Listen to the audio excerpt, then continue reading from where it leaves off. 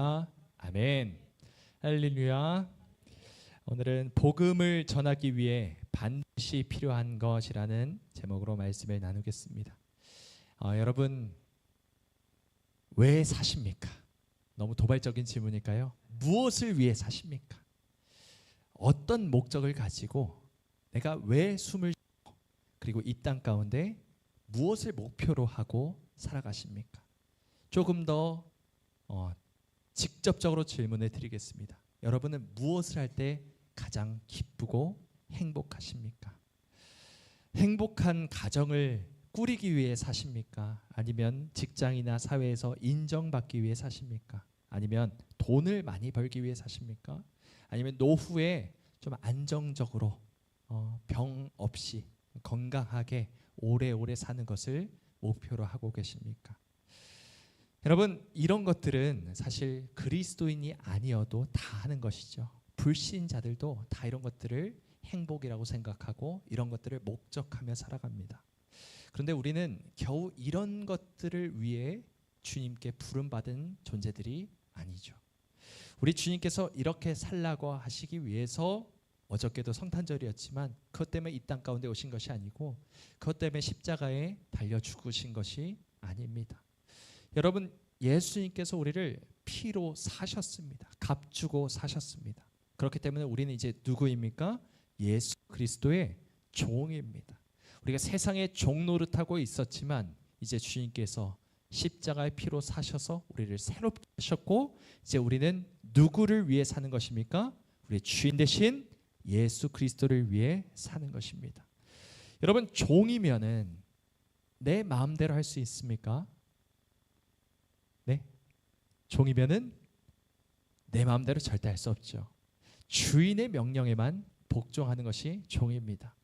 그렇다면 여러분, 내가 사는 이유는 나에게 달려 있는 것이 아니라 주님의 입술로부터 나오는 하나님의 말씀으로부터 나오는 모든 명령에 따라 사는 것이 우리의 목적이라는 것입니다. 그럼 여러분, 다시 한번 질문 드리겠습니다. 우리는 왜 삽니까? 우리가 왜 살죠? 왜 우리가 숨쉬고 삽니까? 무엇을 위해 삽니까? 아주 명확하고 분명하게 예수님께서는 오늘 본문을 통해 말씀해 주셨습니다. 뭐라고 말씀하셨느냐? 복음을 전파하라. 복음을 전하라 말씀하십니다.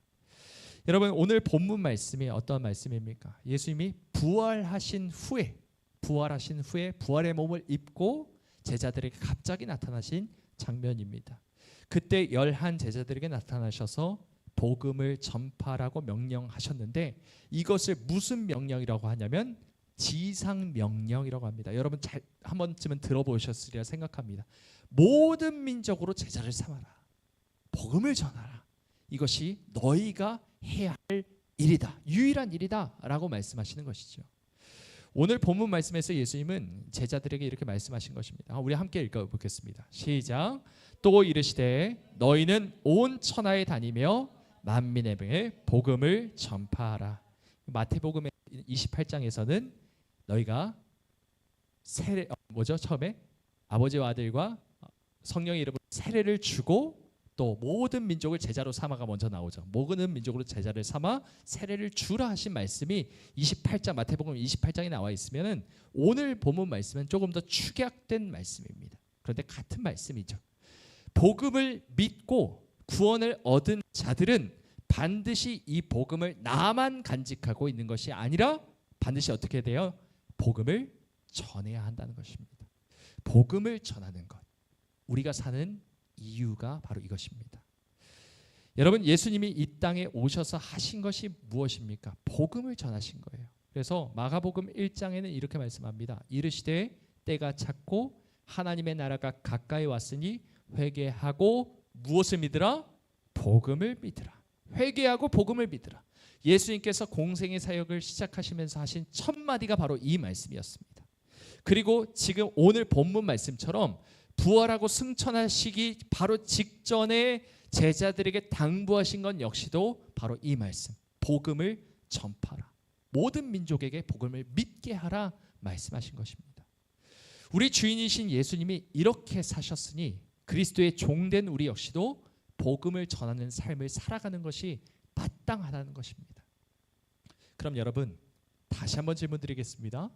복음을 전하는 삶을 여러분 살고 계십니까? 우리가 네 아니오를 대답하기 전에 한 가지를 먼저 생각하길 원합니다. 여러분 복음을 전한다는 것이 뭘까요? 복음을 전하는 것.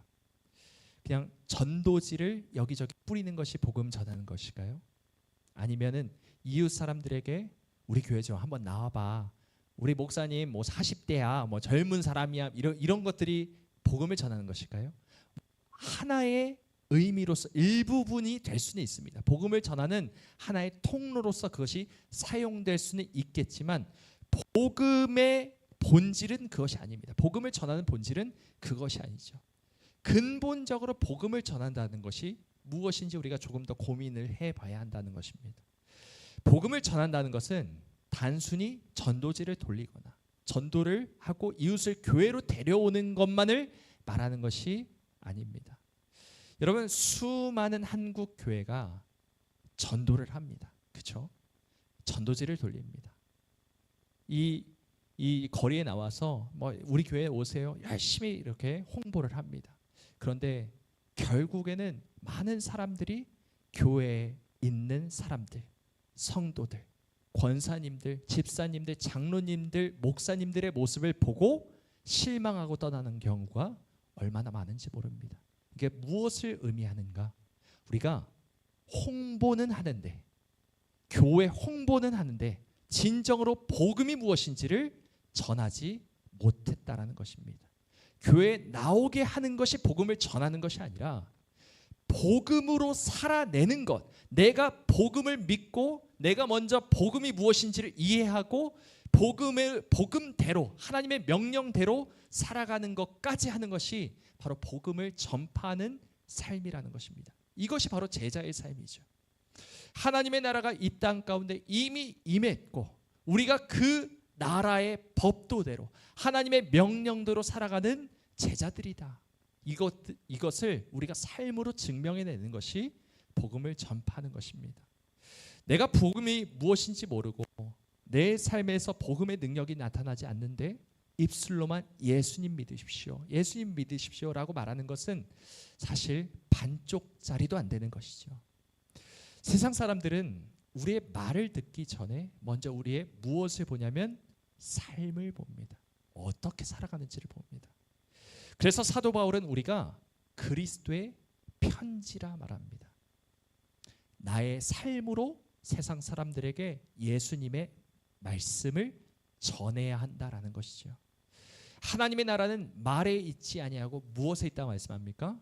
능력에 있다 말합니다. 삶으로 복음의 능력이 나타나야 한다라고 말씀합니다. 우리는 모두 나의 입술로, 나의 행실로, 나의 삶으로 예수 그리스도의 복음을 전하는 편지답게 살아가야 할 책임이 있습니다. 그런데 어떤가요? 솔직히 어떻습니까? 나의 가족들에게, 주변 모든 사람들에게 그리스도인으로서의 본을 보이며 나의 입술에 재갈을 물리고 항상 하나님의 말씀대로 순종하며 사십니까? 세상 속에서 정신없이 살다 보면 내가 왜 사는지도 모르고 너무 분주하게 살 때가 많죠. 그냥 정신없이 바쁩니다. 뭐 갑자기 아프기 시작하고 또 그러니까 병원 가고 또 낫기 시작하면 또 일을 하고 이런 뭔가 쳇바퀴 도는 듯한 생활을 하면서 내가 뭘 하고 있는지, 내가 왜 사는지조차 우리가 잊어버리면서 살아갈 때가 있습니다. 그리고 우리가 생활을 하면서 삶을 살면서 사람들과 부딪히고 사람들이 뭐 이상한 짓을 하면 화내고 세상 사람들과 똑같이 화를 내고 똑같이 욕심 부리고 똑같이 두려워하고 똑같이 불안해하고 살아가는 경우가 우리에게 너무 많이 있다는 것이죠. 여러분 이런 질문을 던지고 이런 말씀을 드리는 저 역시도 사실 이런 질문 앞에 부끄럽기 짝이 없습니다. 저 역시도 제가 이런 생각을 합니다. 나는 과연 목사로서 복음을 전하는 삶을 살고 있나? 복음대로 살고 있나? 수많은 사람들이 나의 모습을 볼 때 예수님을 믿고 싶을까라고 생각했을 때 한없이 작아지곤 합니다. 한없이 부끄럽습니다. 아마 이 자리에 있는 우리 모두가 같은 마음이 아닐까라는 생각이 듭니다. 그런데 여러분, 우리는 왜 복음을 전하며 사는 것을 이토록 힘들어 할까요?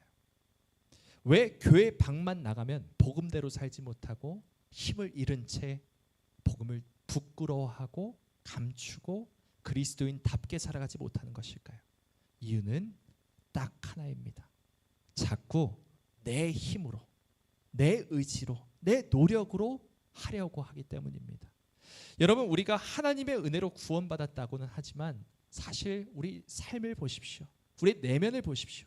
여전히 실수투성입니다. 여전히 죄가 너무 많습니다. 여전히 욕심부립니다. 여전히 화를 참지 못합니다. 우리의 내면은 전혀 변하지 않았습니다. 우리는 모두 하나님 앞에 내세울 것이 하나 없는 너무나도 부족한 사람들입니다. 우리 안에 선한 것이 있습니까? 하나도 없죠. 선한 것이 없습니다. 더럽고 추한 것들이 가득할 뿐입니다. 죄인입니다. 여러분, 이것이 우리의 진짜 모습인 것을 먼저 알아야 합니다. 여러분, 이번 주에는 좀 다르게 살아야지. 하나님 말씀 들었으니까 이제 이 말씀에 순종해야지. 이제는 그리스도인답게 살아가야지. 예수님을 좀 닮은 사람으로 살아가야지. 예수님 제자답게 좀 뭔가를 해봐야지 라고 다짐하지만 여러분, 이 결심이 얼마나 쉽게 무너졌습니까? 내가 해보려고 애를 쓰면 쓸수록 결과는 무엇뿐이죠? 좌절뿐입니다. 절망뿐입니다. 마음만 괴로워지는 거예요. 난 또 실패했다. 난 또 이렇게 됐다. 계속해서 자책하기만 하게 될 뿐이죠. 여러분, 우리가 예수님이 말씀하신 이 한마디를 꼭 기억해야 합니다. 예수님께서 제자들을 세상에 보내실 때 누구를 무슨 때에 보내는 것 같다라고 말씀하셨죠? 양들을 이리때 늑대 이 무리 가운데 보내는 것과 같다라고 말씀하셨습니다. 여러분, 이와 같이 세상 앞에서 우리는 아무 힘이 없습니다. 우리가 어떤 존재인지를 먼저 파악을 해야 합니다. 나에게는 힘이 없어요. 나에게는 복음의 능력이 없어요. 내 속에는 선한 것이 없습니다. 난 죄투성입니다. 세상 사람들과 다를 것이 하나도 없는 모습들이 너무나도 많습니다. 양과 같아서 눈이 너무 어두워서 어디로 가야 할지도 모르는 존재들입니다. 이런 연약하고 부족한 우리의 힘으로 이 악하고 음란한 세상을 어떻게 이길 수 있겠습니까? 그래서 여러분, 복음대로 산다는 것은 내 노력이나 내 능력으로 하는 것이 아니라 오직 무엇으로만 되는 것입니까? 믿음으로 되는 줄 믿으시기 바랍니다. 여러분, 무엇으로 된다고요? 믿음으로만 가능합니다. 오늘 말씀을 보시면은 15절에서 예수님이 복음을 전파라라고 말씀하시면서 앞 뒤에 계속해서 강조하시는 것이 하나가 있습니다. 여러분, 14절 한번 보세요. 14절 보시면은 11 제자가 음식을 먹을 때 예수께서 그들에게 나타나셔요. 그 다음에 무엇을 꼬집으시나요? 믿음 없는 것을 꼬집습니다. 믿음 없는 것을 꾸짖고 믿음을 가지라고 말씀하십니다. 그 후에 복음을 전파라 말씀하시죠. 그 후에 16절에 뭐라고 말씀하시냐면 믿고 세례를 받는 사람은 구원을 얻을 것이다 말씀하십니다. 그리고 17절에도 믿는 자들에게는 놀라운 표적이 따를 것이다 라고 말씀하시면서 복음을 전하라 하시는 내내 무엇을 강조하고 계세요? 믿음을 강조하세요. 믿음. 믿어야 한다. 계속 믿어야 한다라고 강조하고 계시는 것입니다. 여러분, 여기에 지금 14절, 16절, 17절, 18절 다 다루면 좋겠지만 시간 관계상 우리 17절과 18절 말씀만 한번 보도록 하겠습니다. 우리 함께 읽어볼까요? 시작. 믿는 자들에게는 이런 표적이 따르리니 곧 그들이 내 이름으로 귀신을 쫓아내며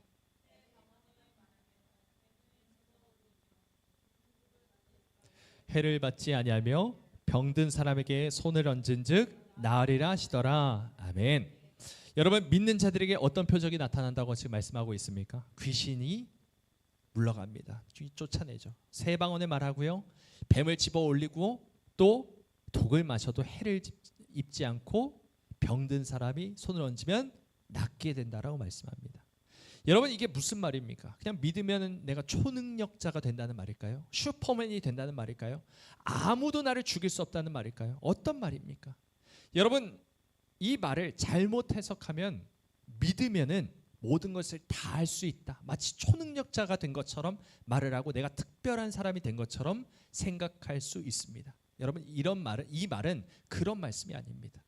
여러분, 이 17절, 18절에 나오는 표적이 누구로부터 일어났어요? 가장 먼저 누구로부터 일어났죠?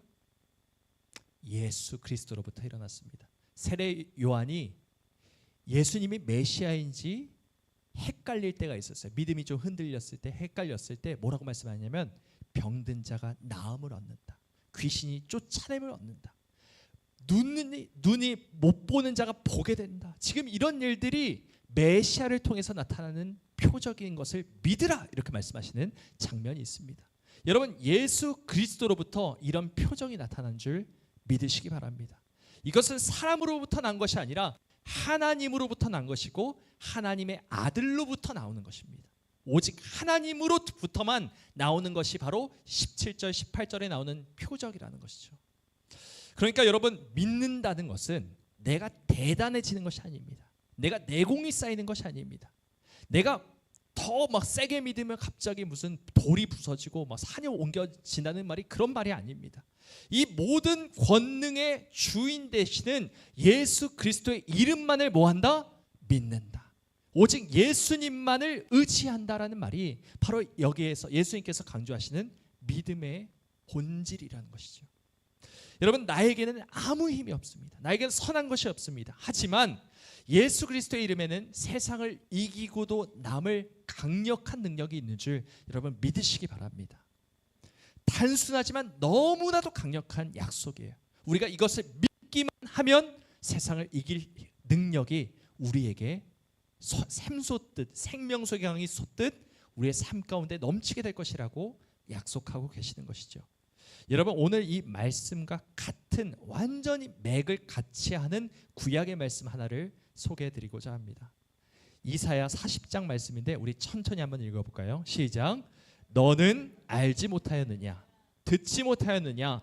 영원하신 하나님 여호와 땅끝까지 창조하신 이는 피곤하지 않으시며 곤비하지 않으시며 명철이 한이 없으시며 피곤한 자에게는 능력을 주시며 무능한 자에게는 힘을 더하시나니 소년이라도 피곤하며 곤비하며 장정이라도 넘어지며 쓰러지되 오직 여호와를 앙망하는 자는 새 힘을 얻으리니 독수리가 날개치며 올라감 같을 것이요 다른 박질하여도 곤비하지 아니하겠고 걸어가도 피곤하지 아니하리로다. 아멘. 아멘. 여러분, 하나님의 어떤 분이세요? 하나님의 어떤 분이십니까? 피곤치 않으신 분이십니다. 곤비하지 않습니다. 지치지 않으십니다. 졸지도 주무시지도 않습니다. 여기 보시면 명철이 한이 없으십니다. 지혜의 하나님이십니다. 또한 어떤 분이십니까? 피곤한 자에게 능력을 주시고 무능한 자에게 힘을 더하시는 분이 누구세요? 하나님이십니다. 그러니까 우리가 해야 할 일은 무엇이에요? 내 힘으로 아등바등 뭔가를 해내는 것이 아니라 우리에게 능력 주시는 분이신 여호와만을 앙망하는 것입니다. 여러분, 앙망이 뭐예요? 간절히 주님을 바라보고 주님께만 소망을 두는 것이 앙망입니다.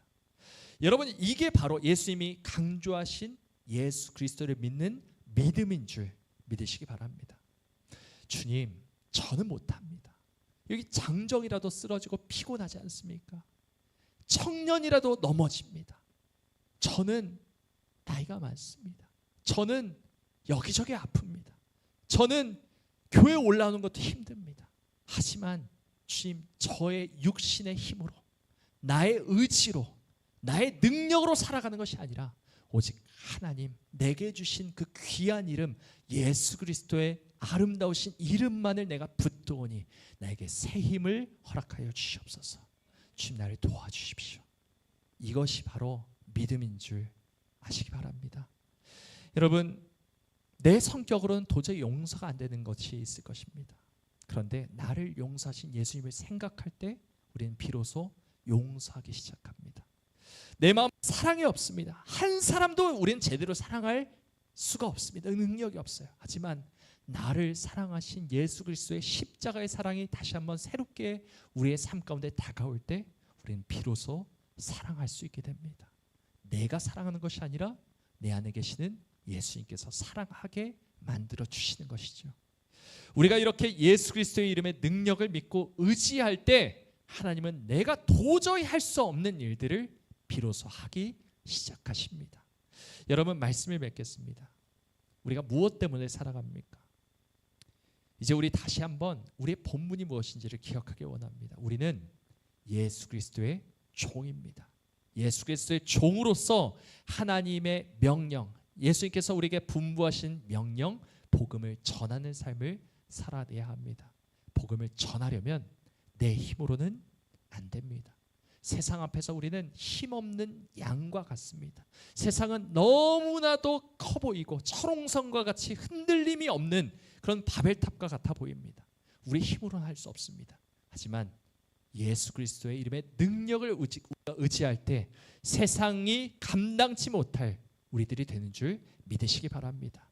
우리가 소년이라도 피곤하고 곤비하고 장정이라도 넘어지고 쓰러지지만 우리가 주님을 의지할 때, 예수 그리스도의 이름을 앙망할 때 우리에게 새 힘 주시는 주님의 능력으로 모든 일들을 잘 감당하게 될 줄 믿으시기 바랍니다.